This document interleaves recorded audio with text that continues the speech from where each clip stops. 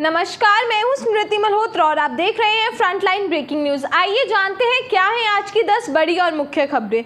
दिल्ली में आज मेयर और डिप्टी मेयर चुनाव की वोटिंग होनी थी, लेकिन वोटिंग के दौरान दिल्ली में हंगामा मच गया। आम आदमी पार्टी और बीजेपी सांसद आपस में लड़े। दिल्ली में एमसीडी के मेयर, डिप्टी मेयर और स्थायी समिति के लिए 6 सदस्यों का चुनाव शुरू हो गया है। ये चुनाव रोमांचक होने वाला है। बहुमत ना होने के बाद भी भाजपा चुनावी मैदान में उतरी है। इसी बीच कांग्रेस ने मेयर चुनाव में शामिल नहीं होने का फैसला लिया। दिल्ली नगर निगम के मेयर के चुनाव में जबरदस्त हंगामा के चलते आज की कार्रवाई को स्थगित कर दिया गया। इसके कारण मेयर का चुनाव आज नहीं हो पाया। अब सभी को अगली तारीख का इंतजार करना पड़ेगा। दिल्ली में अंजलि केस में टोटल 7 लोग इन्वॉल्व थे। पहले जो खबर आई थी उसमें बताया जा रहा था 5 लोग थे, लेकिन अब जो अपडेट आई है उसमें है 7 लोग मौजूद थे और 4 लोग गाड़ी में थे और 3 लोग बाइकों पे। उन्होंने जो 4 लोग गाड़ी में थे उनको भगाने में मदद की और जो शख्स ये दावा कर रहा था कि वो गाड़ी चला रहा है वो घर पर था। दिल्ली के कंझावाला हादसे में फिर पुलिस की थ्योरी पलट गई है। पुलिस के हवाले से मीडिया रिपोर्ट्स में कहा जा रहा है कि अंजलि को घसीटने के दौरान कार में 5 नहीं 4 आरोपी मौजूद थे। दीपक नाम का आरोपी घर में था, लेकिन उसने शुरुआती जांच में पुलिस को बताया कि वह कार चला रहा था। दिल्ली पुलिस हादसे में चश्मदीद निधि से आज पूछताछ करेगी। उसे सुबह घर से हाईकोर्ट ले जाया गया है। दिल्ली की रोहिणी कोर्ट में गुरुवार 5 आरोपियों को पुलिस ने उनकी कस्टडी 4 दिन के लिए और बढ़ा दी है। राहुल गांधी की भारत जोड़ो यात्रा पानीपत में पहुंच चुकी है। पानीपत के सड़कों पे गड्ढे होने के कारण एक व्यक्ति को जो यात्रा में था उसे चोट भी लग गई, जिसकी वजह से यात्रा को 1 घंटे के लिए रोक दिया गया था। राहुल गांधी की भारत जोड़ो यात्रा का पानीपत से हरियाणा में दूसरा चरण शुरू हो गया है। पानीपत की सनोली रोड पे गड्ढों की वजह से राहुल गांधी के साथ चल रहे एक यात्री के पांव में चोट लग गई।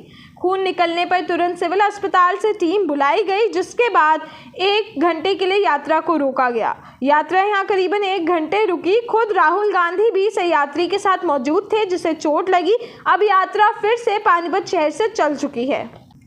दिल्ली में आज फिर तापमान 4 डिग्री पर पहुंचा। कई राज्यों में ऑरेंज अलर्ट जारी कर दिया गया है। 7 जनवरी से फिर से पहाड़ों में बर्फबारी होगी। देश में ठंड का सितम जारी है। आलम यह है कि 50 डिग्री तक का तापमान सहन करने वाला राजस्थान -6 डिग्री तापमान से ठुठुर रहा है। शिमला नैनीताल से ज़्यादा सर्दी दिल्ली में पड़ रही है। आज भी राष्ट्रीय राजधानी दिल्ली में तापमान 4 डिग्री सेल्सियस दर्ज किया गया है। मौसम विभाग के अनुसार 7 जनवरी से पहाड़ी इलाकों में बर्फबारी फिर से शुरू होगी। इससे मैदानी इलाकों में तापमान और गिर सकता है। तमिलनाडु में जब गवर्नर ने एक राज्य के नाम बदलने की बात की तो वहां पर सियासी माहौल गर्म हो गया। तमिलनाडु के राज्यपाल RN रवि ने एक ताज़ा विवाद खड़ा कर दिया जब उन्होंने टिप्पणी की कि राज्य का नाम थमिजगम तमिलनाडु की तुलना में अधिक उपयुक्त होगा।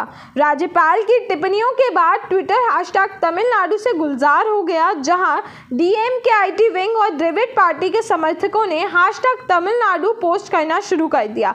इस बीच DMK के कोषाध्यक्ष और सांसद टीचर बालू ने राज्यपाल से निशाना साधते हुए कहा कि राज्यपाल रवि को बीजेपी के दूसरे प्रदेश अध्यक्ष के तौर पर काम करना बंद कर देना चाहिए। इंडिया वर्सेस श्रीलंका की T20 मैच की सीरीज का कल दूसरा मैच था जो इंडिया नहीं जीत पाई। 7 जनवरी को इंडिया वर्सेस श्रीलंका का तीसरा मैच होगा। बताया जा रहा है कि ये जो मैच है ये एक डिसाइडिंग मैच होगा, क्योंकि इस वक्त इंडिया और श्रीलंका सेम स्कोर पर है, जिसका स्कोर है 1 और 1।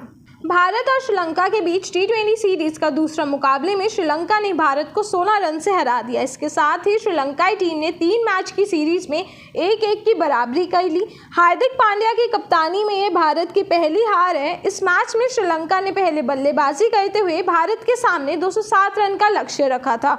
इसके जवाब में टीम इंडिया 8 विकेट खोकर सिर्फ 190 रन ही बना पाई।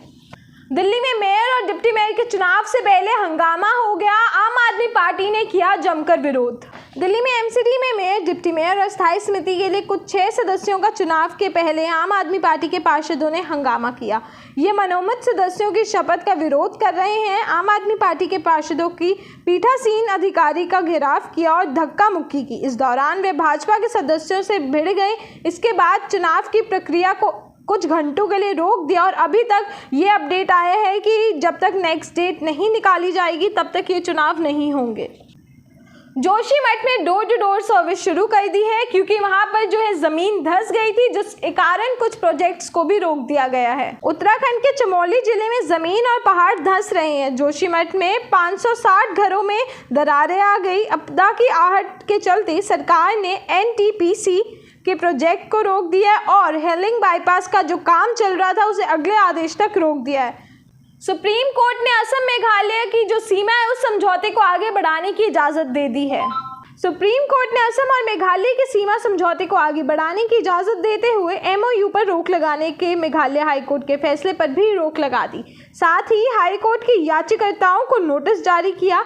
CJI DY चंद्रचूड़ की बेंच ने कहा कि हमारा प्रारंभिक मत है कि हाईकोर्ट को समझौते पर अंतरिम रोक नहीं लगानी चाहिए।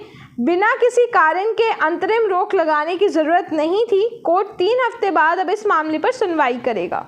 हरियाणा के मुख्यमंत्री मनोहर लाल खट्टर ने आज एक वीडियो कॉन्फ्रेंसिंग के जरिए नए साल पर हरियाणा को तोहफा दिया। हरियाणा के मुख्यमंत्री मनोहर लाल ने आज राज्य के लोगों को नए साल का तोहफा दिया। उन्होंने गुरुग्राम में वर्चुअल रूप से 1882 करोड़ रुपए की परियोजनाएं शुरू की। उन्होंने कहा कि गांव और शहर के विकास के लिए ग्राम और नगर दर्शन पोर्टल बनाया गया है। इस सरकार में बिना सिफारिश और भेदभाव के काम किया जा रहा है। इसी तरह देश और दुनिया से जुड़ी हर छोटी से बड़ी खबर के लिए बने रहिए FBN यानी फ्रंटलाइन ब्रेकिंग न्यूज़ के साथ, सबसे पहले सबसे आगे। धन्यवाद।